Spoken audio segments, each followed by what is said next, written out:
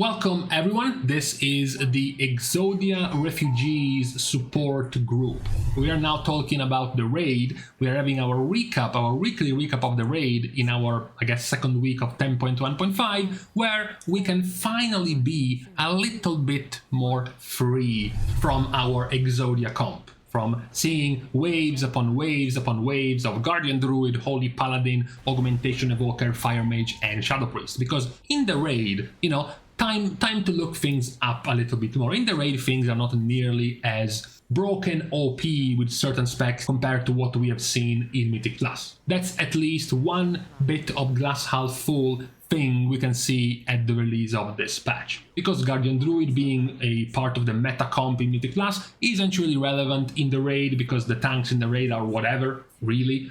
Holy Paladin is not nearly as OP as it is in Mythic Plus when it comes to the raid. Shadow Priest isn't even one of the absolute strongest in the raid to begin with. The question mark will be a little bit more on Fire Mage and Augmentation Evoker, but we are definitely in a much more free, in a much more diverse space compared to Mythic Plus. To all of the specs who were falling in a deep pit of despair and depression with Mythic Plus in mind, specs like Warlocks, like Enhancement Shaman, Unholy Death Knight, Rogues, Devastation Evokers, in Mythic Plus they are not wanted. In Mythic Plus they start being declined as soon as you start getting into the plus 22-ish range. At the very least, now in the raid you have more room to make yourself valuable.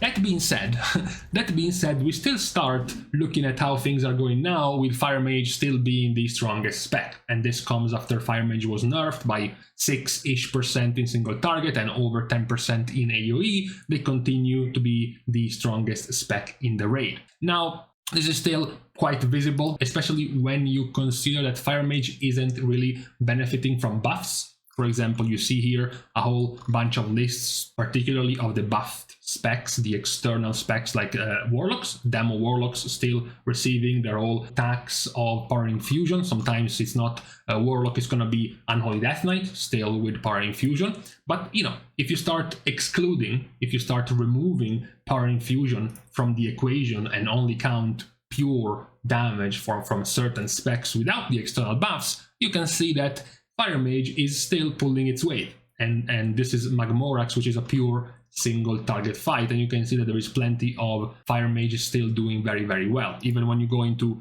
a spec with some more cleave available, like Neltarion with more AoE damage here and there, you still see Fire Mages doing quite well, for example. Yes, once we go back into Power Infusion equation, you go back to seeing Demolocks and to seeing Unholy Death Knights, which is also partially why, once we look at the tier lists for the raid, you see Unholy as doing very well, you see Demo as doing very well, but you also still see Fire Mage. Now, this situation is much more balanced than we have seen in Mythic Plus. You have way more options of specs doing well and being viable. You also see that in here, Augmentation is being given a much more average result, a middling B tier. However, when we move over to the U.GG ranking, you can see that somehow Augmentation skyrockets into the S tier, even though their damage is shit. Right, as you can see here, they have 86,000 DPS on average, which is basically the lowest out of every spec by a significant margin, which is also what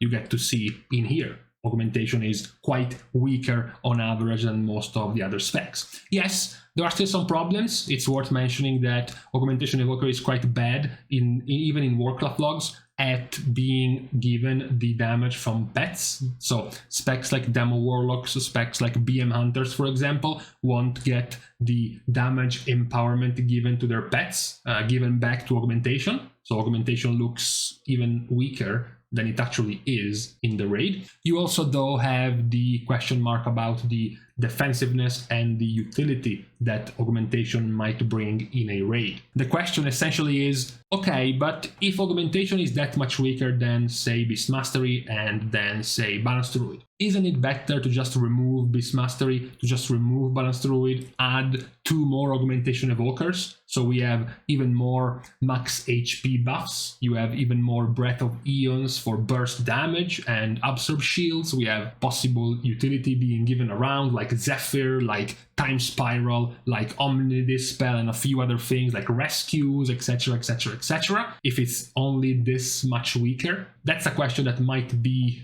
answered once we get into the Season 3, the new tier, the new raid, if we will be seeing way more Augmentation Evokers being stacked. We do know Blizzard recently basically nerfed Augmentation Evoker to only be stackable up to 4 players, because that's how much you will be able to stack the buffs of Augmentation, so we are unlikely ever going to see in any competitive setting more than 4 Augmentation Evokers, but it's still the question. It's still the question of, if Augmentation is the weakest DPS by not too big of a margin, isn't the utility, the defensiveness that they bring gonna make them simply more valuable than all of the other weakest DPS? In this case, we will be talking about Windwalker, Beast Mastery, Assassination, Marksmanship, Outlaw, Balance, etc, etc. Right now, it seems like the answer is possibly yes, because if you look at the popularity of the specs, Augmentation is very, very high. Yes, we also have to be honest, this popularity isn't coming by itself, it's coming because there are fewer and fewer Devastation Evokers playing, because they are all going Augmentation. Same could be said when it comes to healers. There are fewer and fewer Preservation Evokers playing because they are going more and more towards Augmentation as a result. Now, talking about the specs that were giga-buffed in 10.1.5 and recently nerfed in 10.1.5, we have Holy Paladin when it comes to healing. Now, yes, this is post-nerf. Holy Paladin has already been nerfed, and as expected, the healing is not changing too much. You can also see the change, the effect it had day by day. This is after 10.1.5 was released. Holy Paladin was doing just fine. This is Tuesday to Wednesday, when Holy Paladin was nerfed in healing by 10%. And their healing, using per second amounts, their healing prior to the nerf went from 175,000 average to 174,000 average. So, right now, even after a 10+% healing nerf given to Holy Paladin, we still see, of course, that there is a massive gap between Paladin and the rest of the specs. Over 10% more healing done, upwards of almost 15+% more healing done compared to Restoration Shaman, at the moment being the weakest of the specs. Also worth mentioning, at this point, it's not really going to change that the most popular of the healers remains Holy Priest. You know, even if their healing is completely average, in fact it's below average because they are in the bottom 3 in terms of healing, they continue to be the vastly more popular of the healer specs in the raid. Don't think it's going to change anytime soon, especially as long as Power Infusion, as long as Symbol still remain as part of the Healing Priest's toolkit. Holy Priest will remain quite valuable. In the raid, once more, we can look at the HPS, and once more you see that Holy Paladin, after the nerfs, remains quite high. But going back to the damage, you can see that now, especially in here, given the damage done, we have Fire Mage inexplicably brought back into the A tier. Now, their DPS, though, is still quite high. As you can see here, they are still above a few other specs. They continue to be lower than a few specs that we knew about before, like Unholy, with the buffs they receive, Demo with the buffs they receive. We also have Arcane, which continues to have very high overall damage, together with Affliction also. So the nerfs to fire have affected them a little bit more compared to Holy Paladin. In general, the buffs given to these specs have been quite powerful, but they are not nearly in a, dominating position as hard as we saw in Mythic Plus. We haven't even touched about the situation when it comes to tanks in the raid, because as mentioned, they're not nearly as relevant in the raid. The healing is still stronger when it comes to Holy Paladin, but not nearly as dominating as Mythic Plus. As we mentioned, Shadow Priest continues being put into the S tier, even though their damage, as it's been shown multiple times, is good, but just top half of the rankings good. Even when we go down to a pure single target fight like Magmorax, look at where Shadow Priest is compared to the other specs. So definitely not nearly as strong, even more here. Shadow Priest being super bad on Eltarion as well. Then you have Sarkaret. Shadow Priest is doing somewhat better, but as you can see, nowhere near the top level, the top ranking of a spec in the raid compared to Mythic Plus. So the overall situation in the raid is more free, it's more varied, it has more options, it offers more options to many specs who might not be finding a lot of joy right now in Mythic Plus. That's what I take from this 10.1.5 patch. It's a Psy-op from Blizzard to make more specs get into raiding.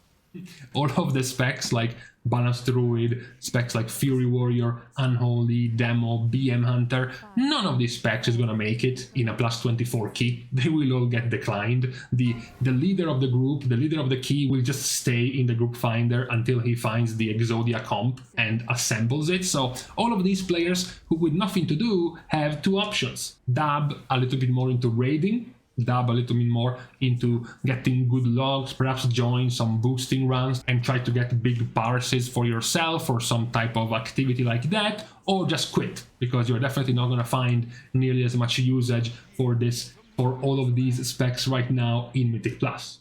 So that's what I take from this set of changes in 10.1.5 when it comes to raiding, the big Psy-op of Blizzard to try to get players more into raiding, since they just won't be able to get into Mythic Plus to begin with. At least they have a room to do something in a raid now. That being said, of course, I still hope many of these specs get adjusted before the release of Season 3, before we end up into another one of these situations with a very strict meta. We have been praising recently Blizzard for giving a lot of diversity up to before this patch. Multiple tanks throughout this season were quite viable. You had multiple healers throughout this season being viable, even multiple DPS, sure.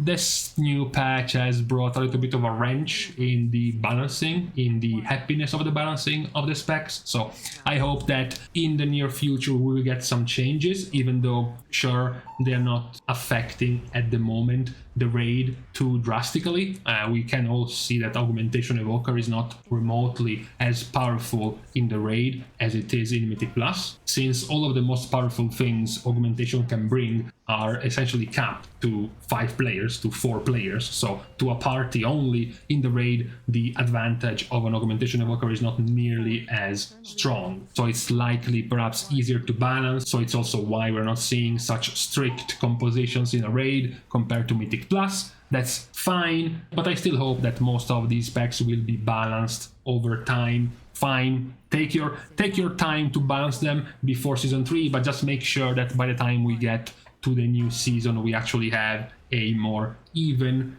playing field, a more balanced playing field for the majority of the specs that we can see right now. So, with this recap of the raid in the second week of 10.1.5, which is, yes, going more even and balanced than Mythic Plus, but still, hopefully, still changing for the better soon as we get more tuning, we can now leave each other on this Saturday. So with these things out of the way, we are thanking as usual, first of all, our Patreon supporters for the contribution and the help to the growth of the channel. You can still, as usual, support in 3 ways without having to spend a single cent. You can like and comment down below to help with the YouTube algorithm, and then you can also subscribe to the channel itself. With these things out of the way, thank you guys again for watching. See you guys tomorrow, and in the meantime, it's okay that the raid is balanced, but really we have to do something about Mythic Plus. Like 3 months of that comp is too much.